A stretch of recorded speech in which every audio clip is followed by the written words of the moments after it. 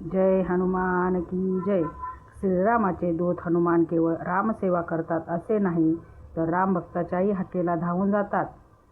दैनंदिन जीवनात आपण कामासाठी किंवा प्रवासासाठी घराबाहेर पडतो, तेव्हा रस्ते, अपघातांची भीती किंवा प्रवासातील अडथळे मनात घर करून असतात. अशा वेळी एकाग्रता आणि सावधानतेसोबतच जर आध्यात्मिक बळ पाठीशी असेल तर प्रवास अधिक सुखकर आणि निर्भय होतो. त्या दृष्टीने रामरक्षेतला एक अत्यंत प्रभावी मंत्र तुम्हाला प्रवासात सुरक्षा कवच देऊ शकतो. गाडी, कार किंवा बाईक चालवताना आपले लक्ष रस्त्यावर असणे अत्यंत महत्त्वाचे आहेच, पण त्यासोबतच आपल्या प्रवासाचे रक्षण करण्यासाठी संकटमोचक हनुमंताचे स्मरण करणे अत्यंत फलदायी मानले जाते.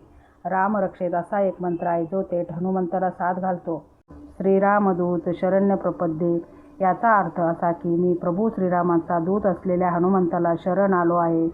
जेव्हा आपण या मंत्राचा उच्चार करतो तेव्हा आपण अफाट शक्तीचे प्रतीक असलेल्या हनुमंताकडे संरक्षणाची मागणी करत असतो.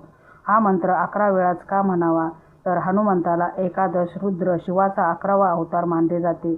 त्यामुळे 11 या अंकाला हनुमंताच्या उपासनेत साधारण महत्त्व आहे. हा मंत्र कधी म्हणावा, तर गाडी सुरू करण्यापूर्वी किंवा प्रवासादरम्यान, तसेच रोज घराबाहेर कामासाठी निघण्यापूर्वी शांत चित्ताने मनातल्या मनात 11 वेळा या मंत्राचा जप करावा. या मंत्रामुळे प्रवासातील भीती नष्ट होते, मनाची एकाग्रता वाढते आणि संकटमोचक हनुमान तुमच्या प्रवासाचे रक्षण करतात. जर तुम्ही दररोज पूर्ण रामरक्षा स्तोत्र म्हणत असाल तर तुम्हाला केवळ प्रवासातच नाही तर आयुष्यभर एक दिव्य सुरक्षा कवच लाभते. रामरक्षेच्या प्रत्येक श्लोकात शरीराच्या प्रत्येक भागाचे रक्षण करण्याची प्रार्थना केलेली आहे. त्यामुळे ज्या घरात रामरक्षा म्हटली जाते तेथे नकारात्मकता टिकत नाही आणि घरातील सदस्याचे सर्व संकटापासून रक्षण होते. आध्यात्मिक शक्ती आपल्याला मानसिक बळ देते, पण त्यासोबतच व्यावहारिक नियमाचे पालन करणेही आपले कर्तव्य आहे. वाहतुकीचे सर्व नियम पाळा, हेल्मेट किंवा सीट बेल्टचा वापर आवर्जून करा, वेगावर नियंत्रण ठेवा. या नियमासोबत जेव्हा तुम्ही श्रीरामदूत शरण प्रपद्ये चा जप करता तेव्हा तुमचा प्रवास खऱ्या अर्थाने सुरक्षित आणि मंगलमय होतो.